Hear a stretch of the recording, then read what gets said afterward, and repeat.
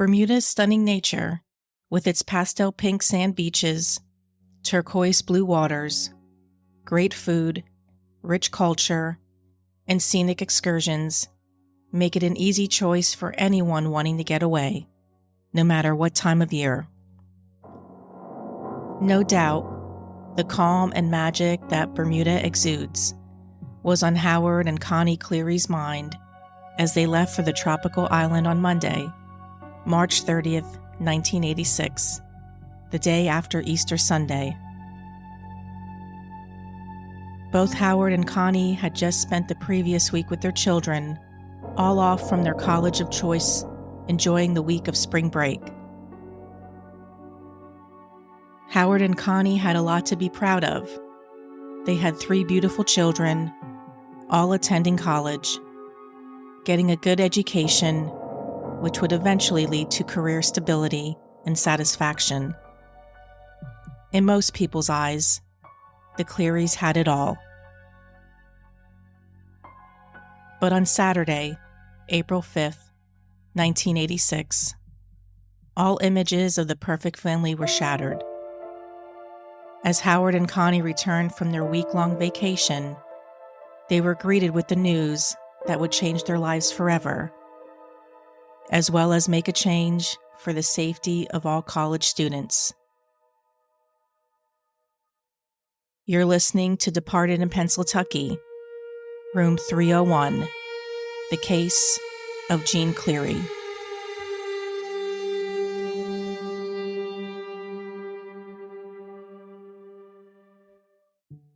Jeanne Clery was born on November 23, 1966, daughter to Howard and Connie, younger sister of Howard Jr. and Benjamin.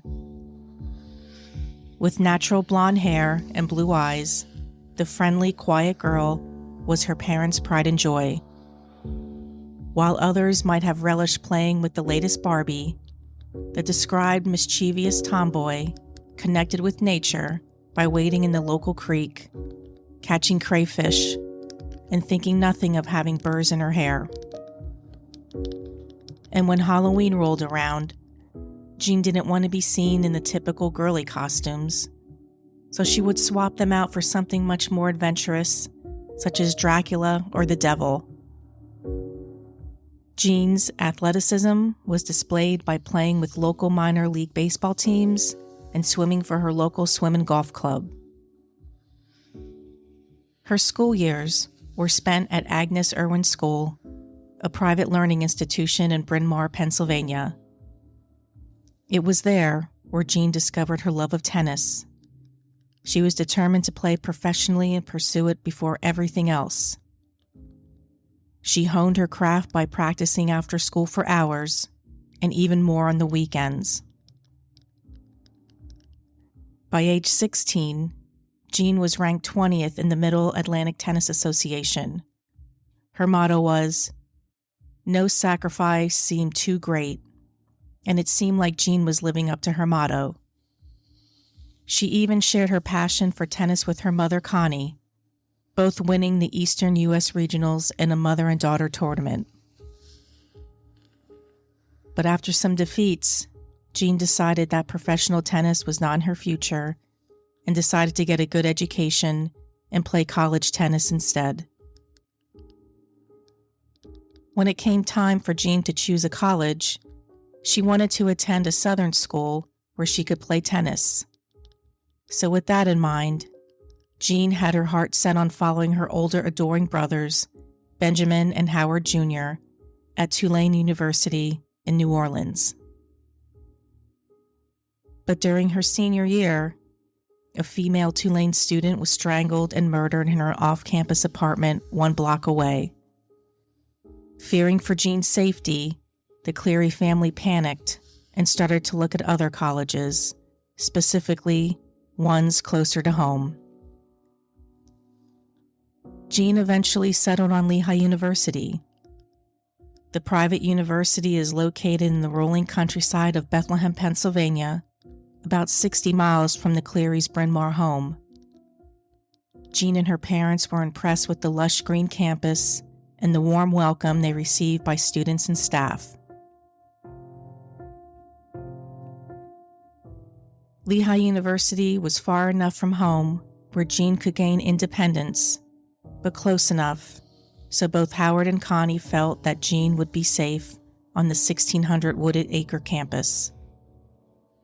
Since she was going to be a freshman, Jeanne hadn't originally decided on a major, but she wanted to get into a field where she could work with people.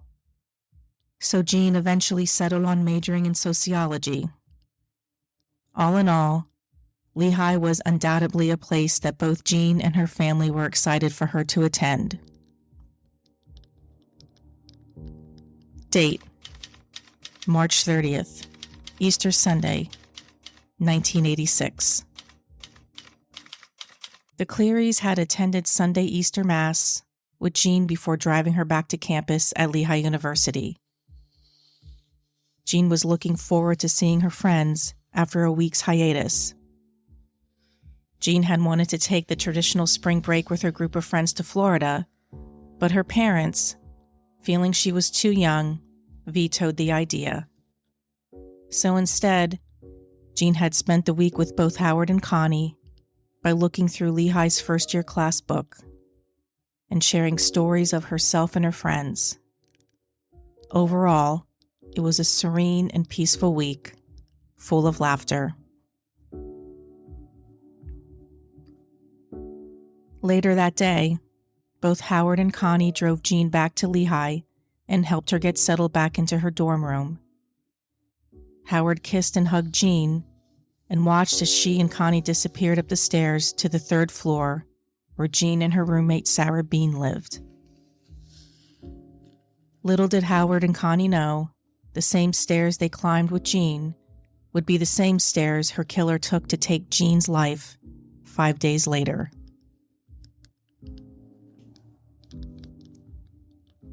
The dorm in which Jeanne resided was named Stoughton House and was located at what was called the Centennial II complex. Stoughton House housed both male and female students. The first floor, the dormitory, housed a typical lounge for the students.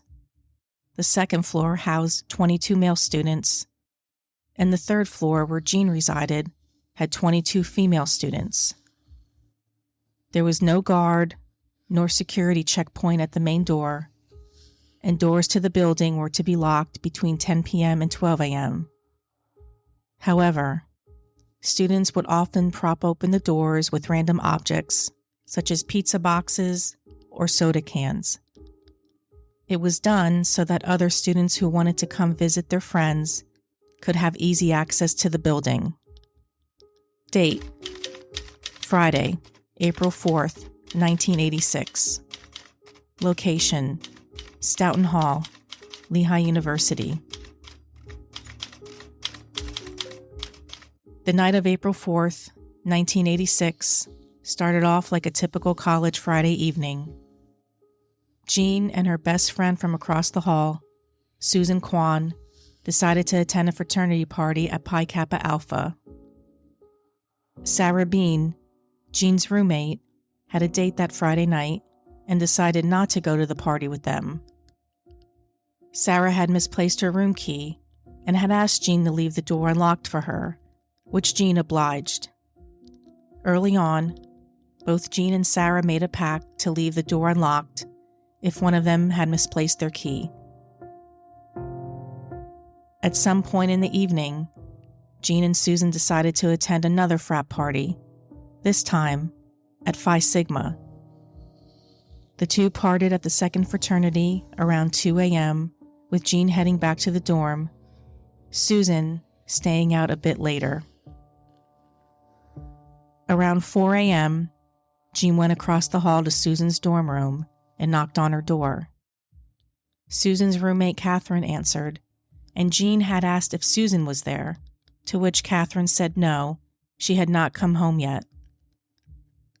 As she walked across the hall back to her room, Jeanne ran into her friend Greg. It was then where the two chatted and had some late-night snacks. Afterwards, they said goodnight, and Jeanne headed to her room for a good night's sleep. Around 4:30 a.m., Susan finally returned to her dorm room, and at that point, Catherine mentioned that Jeanne had stopped by earlier. Wanting to talk to Jeanne, Susan went across the hall to Jeanne's room to make sure Jeanne got home safely. She opened the unlocked door to the darkened room and noticed Jeanne was sleeping in the fetal position, facing the wall. Not wanting to wake her up, Susan returned to her dorm room. Around 7:30 a.m. the following day, April 5th, a male student who was a pledge was on cleaning duty for his fraternity and had walked by Jeanne's room and noticed she was naked on the bed. Being that this was a co-ed dorm, he thought nothing of it and continued on. Around 11 a.m., Susan awoke and went to Jeanne's room. The door was slightly ajar, so Susan assumed Jeanne was already awake. Opening the door, Susan noticed Jeanne's room was in a disarray, a sure sign that a struggle might have occurred. Jeanne was lying on her stomach on the bed, naked, with a t-shirt bunched up around her neck. The blankets on her bed had been pushed up against the wall, and seeing Jeanne naked seemed odd to her because Jeanne was never known to sleep in the nude. Susan pulled a sheet over Jeanne's bare buttocks and called her name. When Jeanne didn't answer, she called her name again. And when she didn't get a response from Jeanne the third time, she tapped her on the shoulder and called her name again. It was then Susan bent over the bed, and she noticed Jeanne's face was blue, and there was dried blood in her mouth and nose as well as Jeanne's pillow. Susan immediately left to get the resident advisor, who then ran to Jeanne's room. The RA was trained in first aid and CPR and first took her pulse, which she found there was none, so she ended up not performing any life resuscitation. It was then that Bethlehem police and paramedics were immediately called. Initial reports indicated they were dealing with a possible overdose. But once they arrived on the scene, they too determined that Jeanne had no pulse. And one small detail stood out to both attending paramedics and police. Jeanne was clutching a signet ring in the palm of her hand. Jeanne was pronounced dead at the scene at 12:39 p.m. by the local county coroner, and her death was labeled suspicious. Her estimated time of death was around 5 a.m. that morning. The murder of Jeanne Clery was Lehigh's first murder since the college was founded in 1865. Understandably, students were frightened, and the university reminded students living in the dorms that doors to their buildings needed to be locked. Long gone were the days where students would prop open the doors for visiting friends. Police also reminded students to be mindful of their surroundings and to travel in pairs whenever possible. Right around the time police started their investigation into the murder of Jeanne, Howard and Connie Clery were arriving home from their trip to Bermuda. Their elegant ranch-style house was situated in one of the loveliest sections of the Philadelphia suburb of Bryn Mawr. No doubt, both Howard and Connie were looking forward to coming home. However, their anticipation was cut short when they noticed a police car in their driveway. As Howard paid the taxi driver, Connie asked the police officers if their alarm system had gone off. They replied no, and asked Connie and Howard to enter their home. The look on the officers' faces showed that something was wrong. Thinking something had happened to her mother-in-law, Connie asked if it was Grandma. The officers replied no. As Howard finished paying the taxi driver, Connie walked inside the house, reciting the Our Father prayer, and sat in the living room with the officers. It was then the attending officers told Connie the unimaginable. Her 17-year-old daughter Jeanne, her and Howard's pride and joy, had been murdered. After Howard had come inside, Connie had the painful task of breaking the news to Howard. Afterwards, her mind went blank, stating she didn't remember much after that. While they were away in Bermuda, their housekeeper had taken a call from the Northampton County coroner regarding Jeanne's death. So Howard phoned him back. The coroner told the Clerys he couldn't tell them what had caused her death until after the autopsy. He went on to say that Jeanne had been murdered, but chose not to describe the circumstances regarding Jeanne's death during the initial conversation. Howard had suspected other family members were listening on other extensions and had asked the coroner not to go into details. The following day, Sunday, April 6th, the coroner called the Clerys back to tell them the results of Jeanne's autopsy. It showed that Jeanne had been beaten, kicked, bitten on her cheeks and breasts. Her throat was slashed numerous times with a piece of glass, and the wound on her cheek was so deep that the killer's teeth indented Jeanne's cheek. She was sexually assaulted both vaginally and anally, and so rough that her internal tissues were torn. And finally, she was determined to be strangled by a metal slinky, which police found at the scene. The official cause of her death was manual strangulation. Back in Bethlehem, police were stumped. No witnesses, very little clues. Not only did they have a case to solve, they had to calm the college community, as well as provide answers to Jeanne's family, who were devastated to learn of her senseless murder. Other than the statements given by Susan Kwan and the attending RA, there were 2 other male students who lived in the dorm that had given statements as well. A foreign exchange student who lived on the 2nd floor of Stoughton Hall said he entered the 1st floor lounge at Stoughton at about 12:30 or 1 a.m., April 5th, to watch a televised basketball game. He fell asleep there and awoke around 11:30 a.m. the next day. He said a curtain hanging there was perfectly intact when he entered the lounge. However, later on he noticed a piece had been ripped off or cut from the curtain.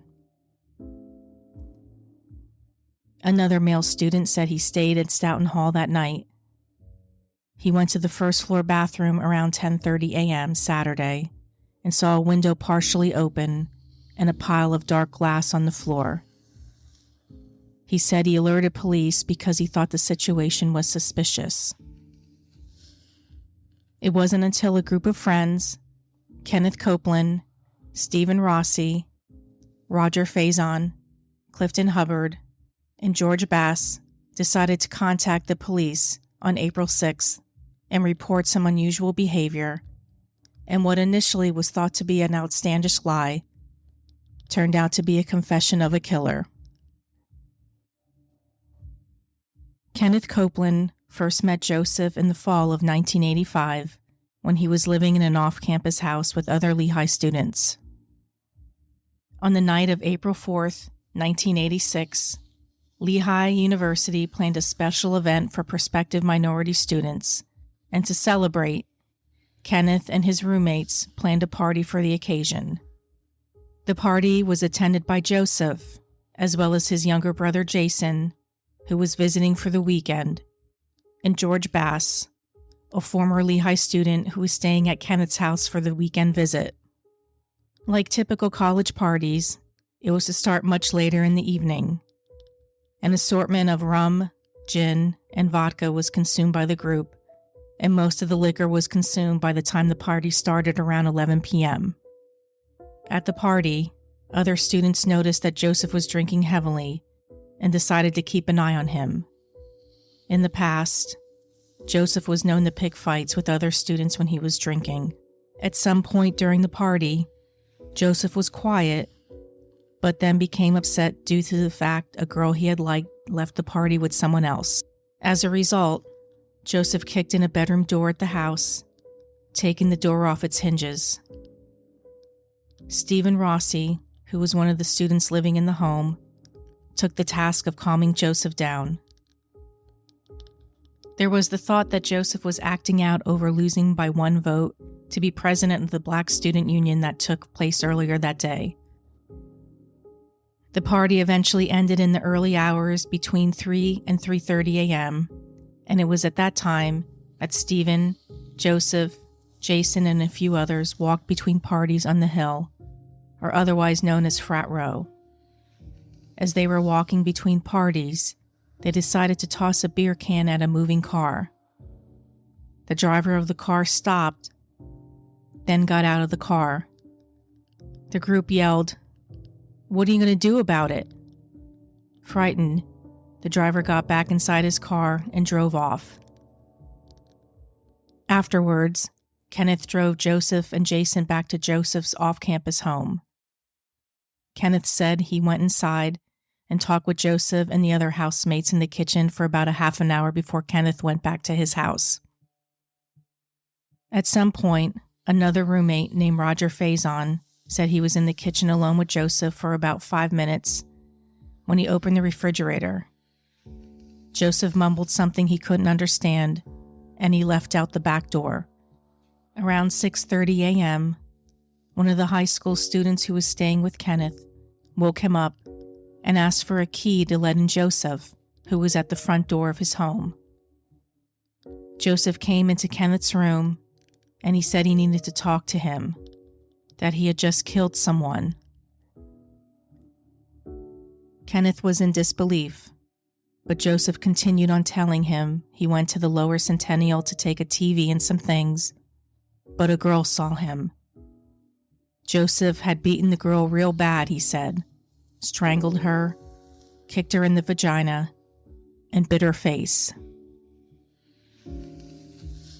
Kenneth told him to quit fooling around, that it was too early in the morning for such nonsense. Joseph noticed that Kenneth was taking what Joseph said pretty poorly, and it was then that Joseph changed his tune and said it was all a joke, and had asked that Kenneth not repeat the story to anyone. At that point, Joseph remained in Kenneth's room and went to sleep. Around 10 a.m. that morning, George Bass, a former student visiting for the weekend, went into Kenneth's room, and he noticed Joseph was in the room as well, but soon after, Joseph had left. It was then that Kenneth then told George that Joseph had come into his room at 6 a.m.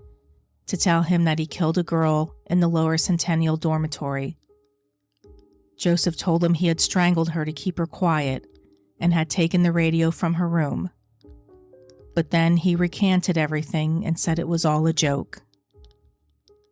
Around 11:30 a.m., Joseph returned to Kenneth's house with a radio and a backpack filled with beer.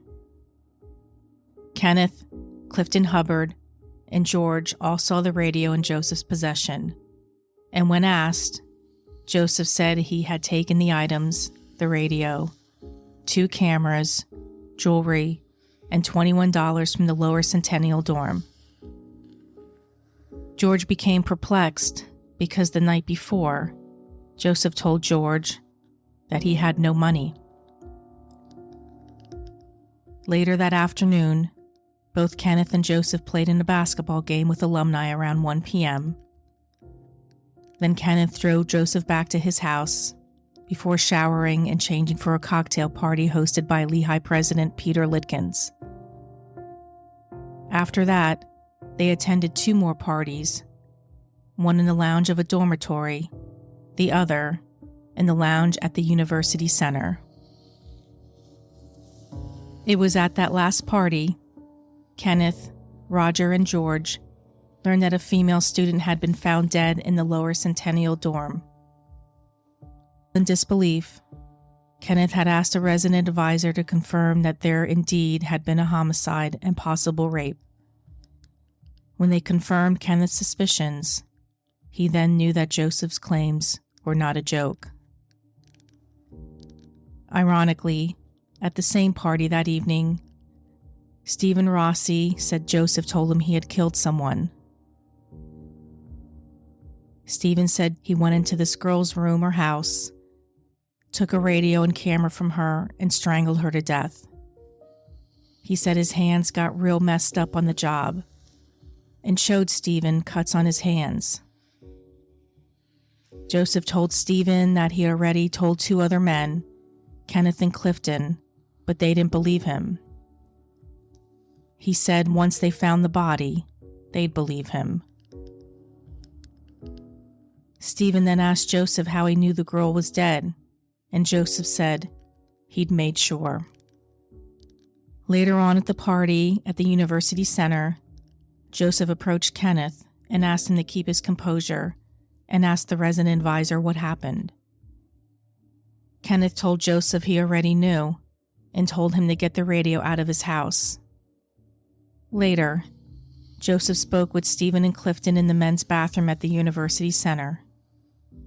Joseph had asked him if everything was still cool between them and asked them not to talk about the incident. The boys told him that they'd get back to him later. And after their conversation in the men's room, Joseph was seen dancing and talking, appearing to have a good time. Outside, George and Joseph sat inside a car and talked. George asked him if he knew what happened and asked him if he really killed the female student.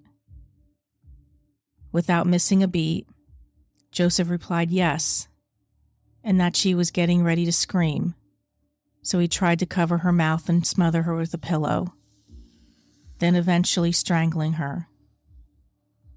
He said he took the items from Jeanne's room, then went down to the laundry room in the building where he left the bag of items he stole.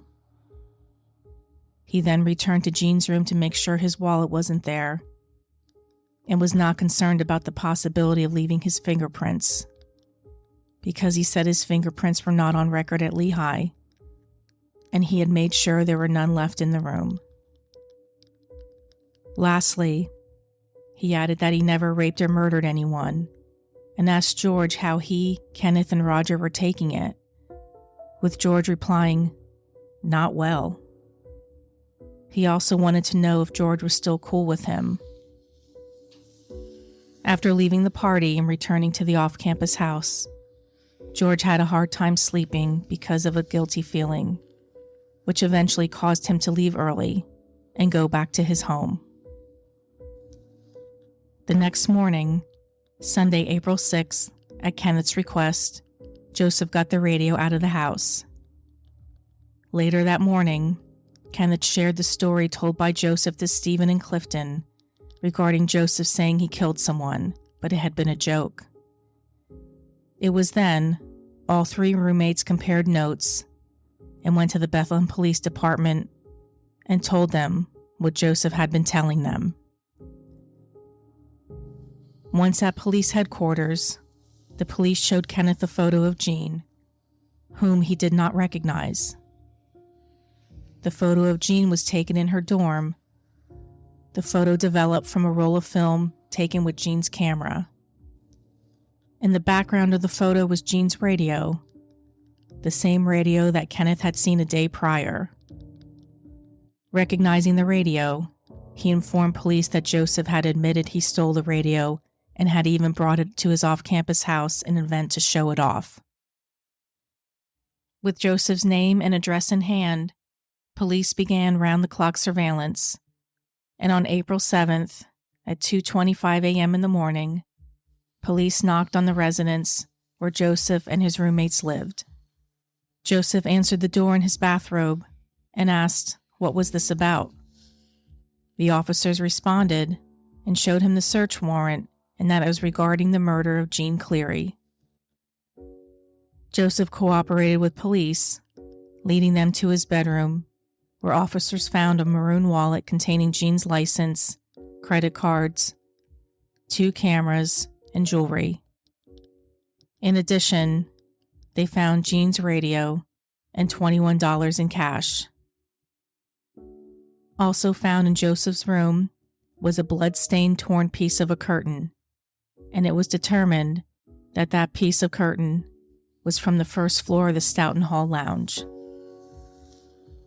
Joseph was immediately arrested and arraigned in his bathrobe and underwear.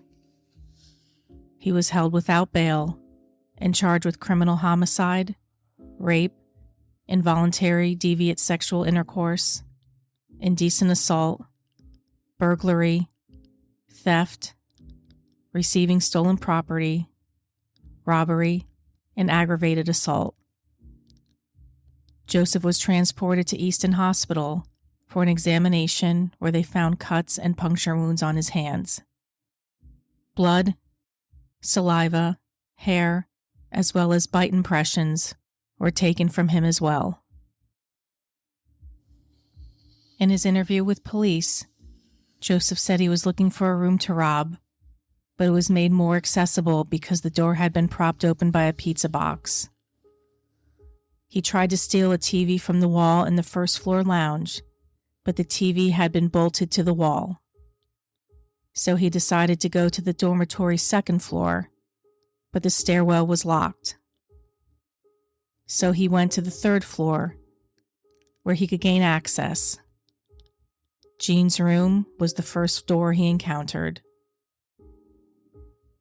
Joseph awakened Jeanne in her room, and in an attempt to quiet her, he beat her, kicked her, and bit her on the face and on her cheek.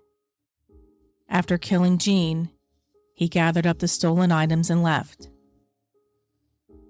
But he worried that he might have dropped his wallet in her room, so he returned and made sure that his wallet was not left behind. But even though Joseph had confessed, he said he was not guilty by reason of insanity. Later that morning, April 7th, Lehigh University's president called Howard and Connie to offer his sympathy, and that he was sorry to report the suspect was another Lehigh student by the name of Joseph Henry. Although the Clerys were relieved to have a suspect in custody, yet dumbfounded that he was a Lehigh student. And with the suspect in custody, Jeanne's family, friends, and the entire college community wanted to know, who was Joseph Henry? Unlike Jeanne, who attended private school and grew up around country clubs, Joseph, also called JoJo, grew up an hour and a half away in Newark, New Jersey. Joseph was the product of a black working-class neighborhood in the city's modest South Side. It was a time where few kids finished high school, let alone graduate. According to his childhood friends, the tall and lanky Joseph was the kid most believed would make it. Joseph was the exception, excelling in math and science.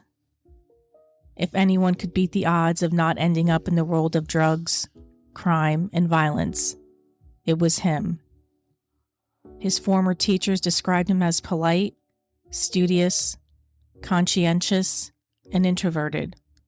But despite his academic excellence, Joseph had flunked out of Lehigh his first year, but had been readmitted. And even though Joseph had been described as quiet and shy, there was another side to Joseph that became somewhat violent when he was intoxicated.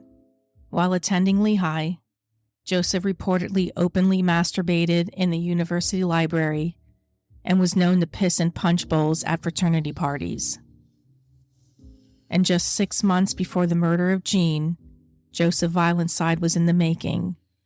He was arrested for throwing a massive rock through a window at a female student dorm room. At points during his stay at Lehigh, it seemed as if the academic pressure became too much for Joseph. Joseph had written at least 3 suicide notes to his parents and his brother, blaming his family for the pressure he was under.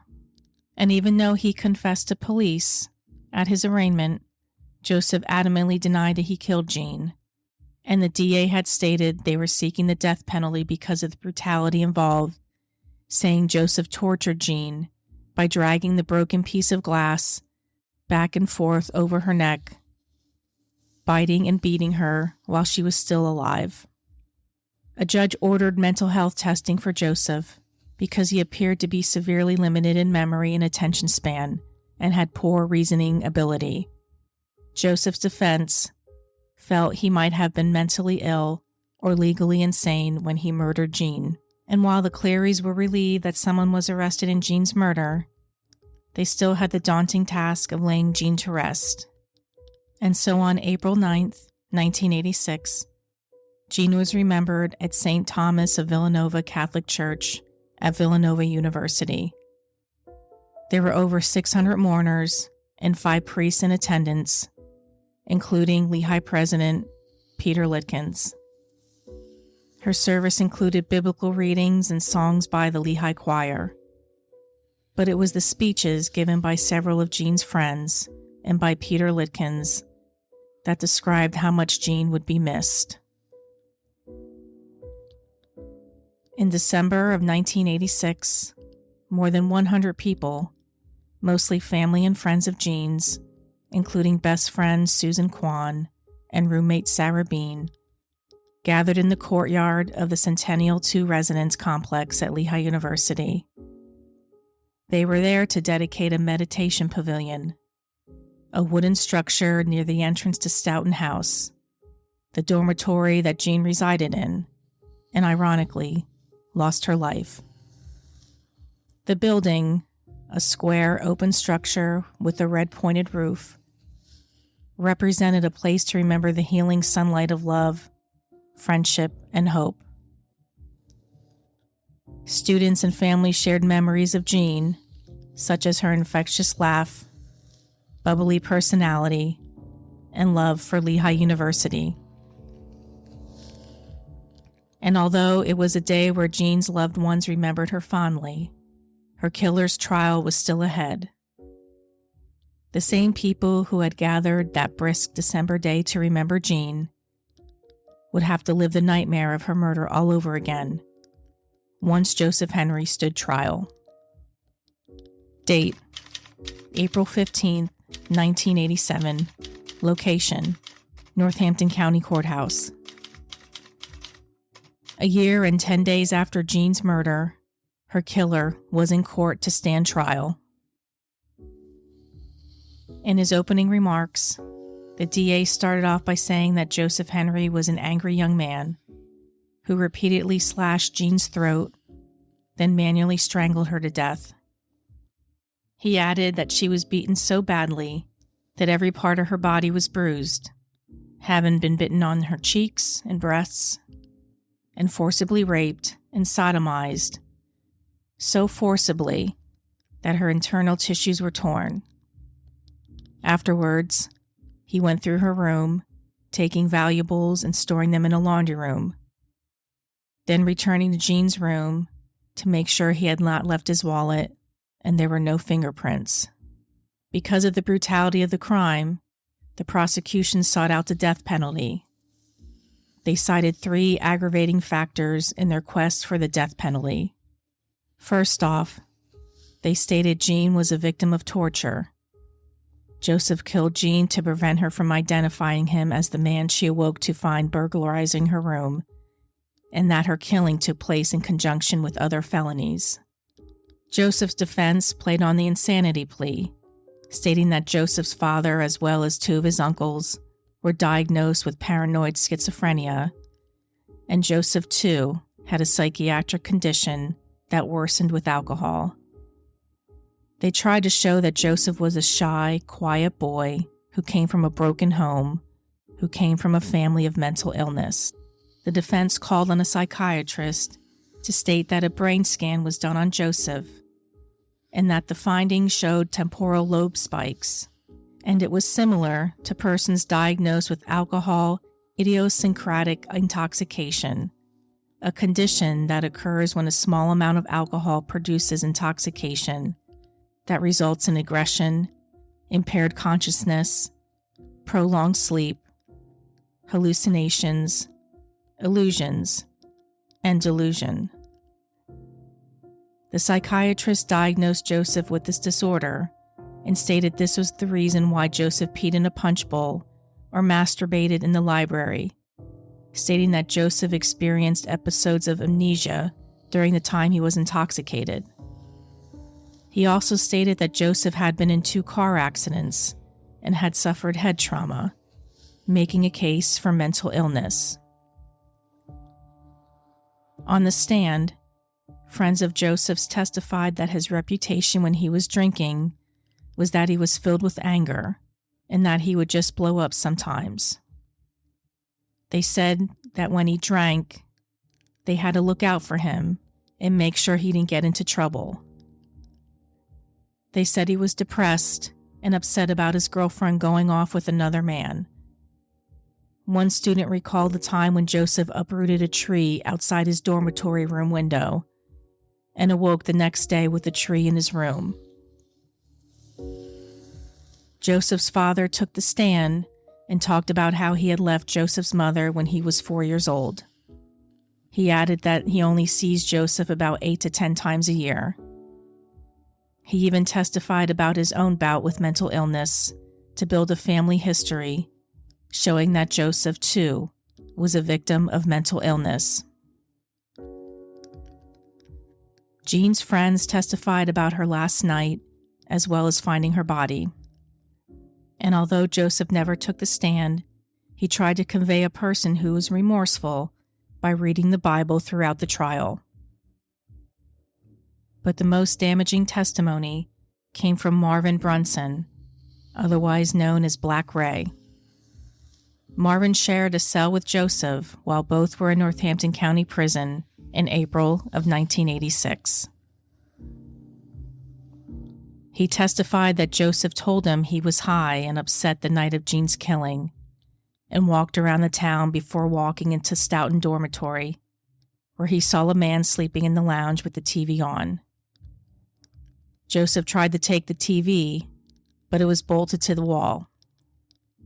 Frustrated, he went upstairs into Jeanne's room, where he started to gather items when Jeanne woke up, and then he jumped on top of her, beat her, and raped her. He said he did not know if he ejaculated inside of Jeanne, but he thought so because he bit her on the face. He killed Jeanne because she could have identified him from his distinctive flat-top haircut, Joseph being one of only 60 blacks at Lehigh with that haircut. Once back at his house, Joseph hid the items he took from Jeanne's room and put them in a garbage bag, which he placed in the backyard of his off-campus house. The night he was arrested, Joseph decided to retrieve the items and admired what he had stolen. Joseph didn't know Jeanne personally and had planned to tell his lawyer that they had been sneaking around together because she was white and he was black, and that they had a fight beforehand.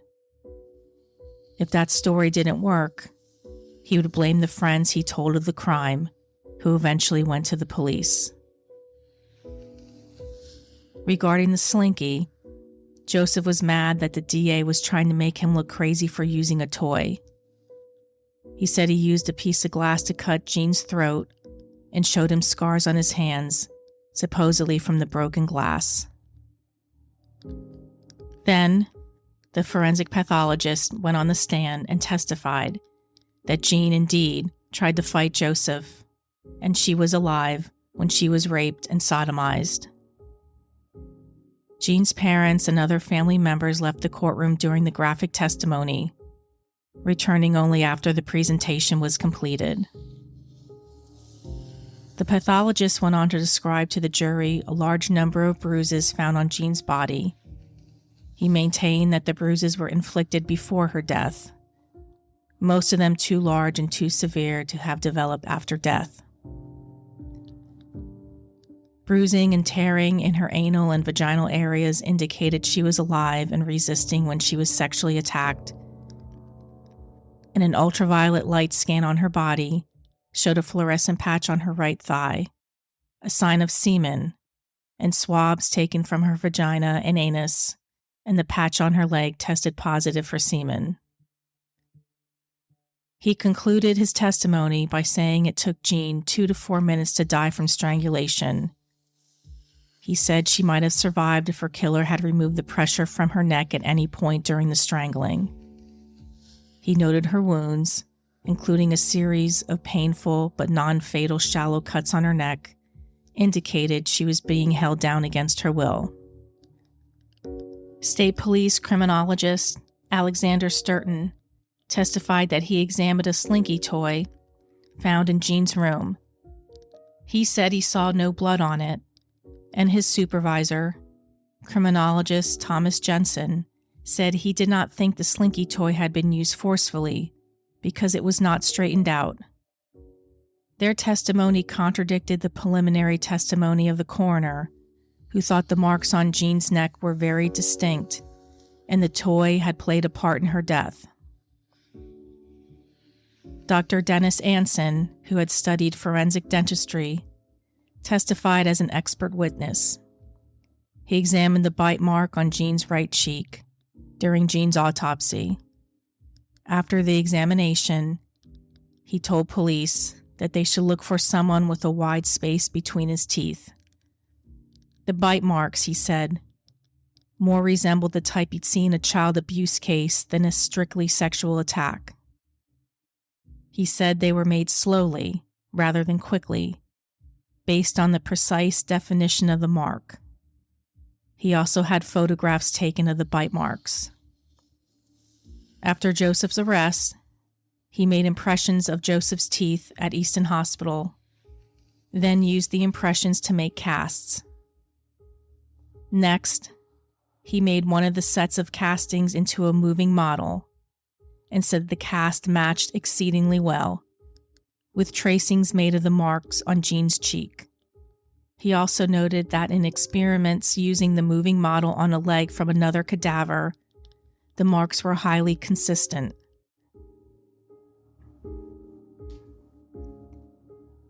Joseph's insanity plea was rejected because the defense had presented insufficient evidence to make a finding of legal insanity. Joseph's attorney argued that he was so intoxicated he was unable to form that intent.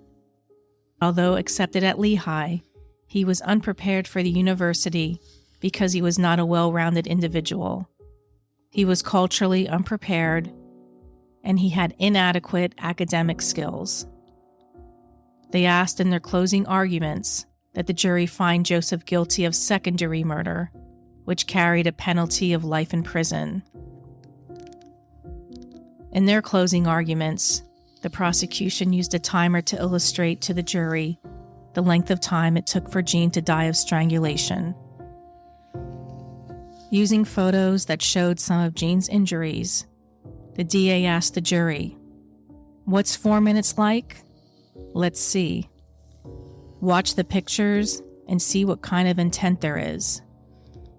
It was then he placed a timer, set it for 4 minutes, and then set it on top of the photos.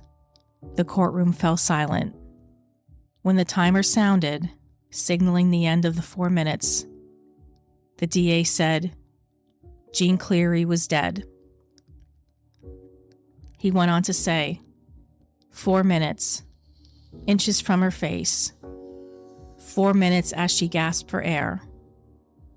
4 minutes while I'm sure she begged for her life. 4 minutes while her eyes glazed over. 4 minutes while his hand closed around her neck.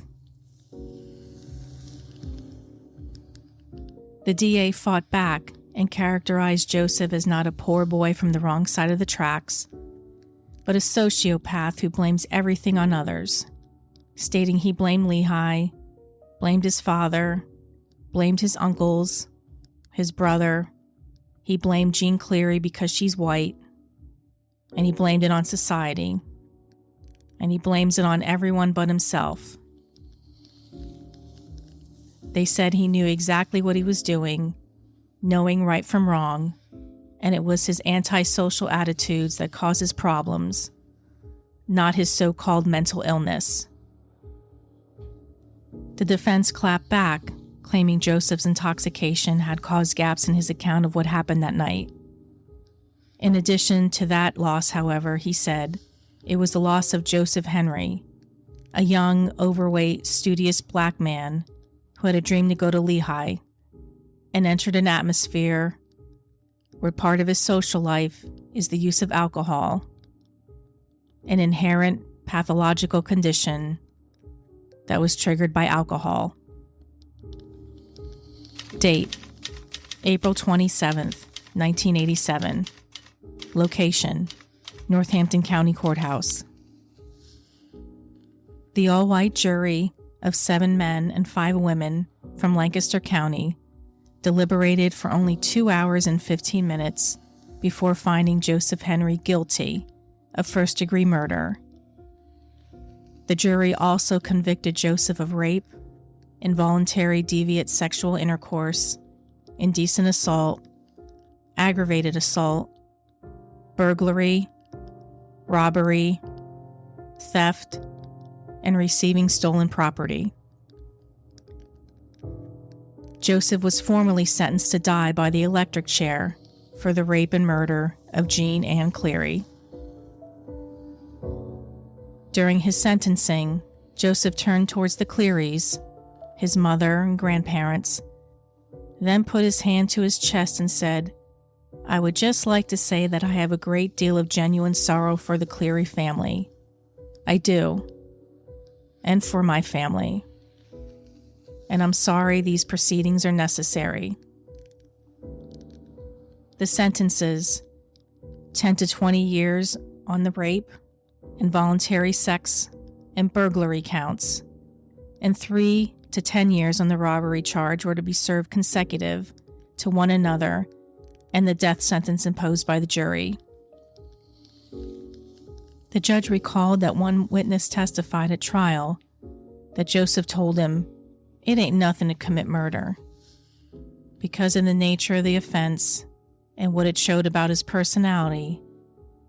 The judge stated that if Joseph was ever scheduled to appear before a parole board, he would express his strong opinion that parole should never be granted to Joseph. Calling Jeanne's murder one of the most brutal ever to come before this court, the judge berated Joseph and said, "To degrade your victim by submitting her to sexual offense and then to strangle her to death to keep her from testifying against you shows that you should never, ever be allowed to return to a free society." After the proceeding, Joseph walked from the courtroom, escorted by sheriff's deputies. He was allowed to meet with his mother and his grandparents, and another friend in a small room off the courtroom before beginning the trip to prison. After Joseph was sentenced, Jeanne's mother, Connie, who was wearing the black and white suit that Jeanne wore to Easter Sunday services right before she was murdered, said that in an angry voice, Joseph's apology was a little too late. Then, breaking into tears, she said he should have thought of that before he raped, tortured, and killed Jeanne. Howard Clery scoffed at Joseph's apology, saying he showed no remorse and what he did was inhuman, adding that Joseph better be prepared to meet Jeanne in death. Epilogue. Immediately after the verdict, the Clerys filed a $25 million lawsuit against Lehigh University. They stated the lawsuit was to force Lehigh to fight for more security for every student at the college.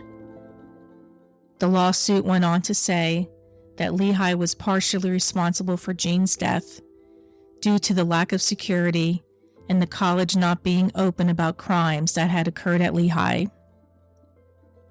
In the year prior to Jeanne's murder, a security report showed that over 2,000 propped open doors, including 188 at Jeanne's dorm, were found with no warning or repercussions. Pennsylvania State Police also reported 249 serious crimes on Lehigh's campus, but yet none were reported to students.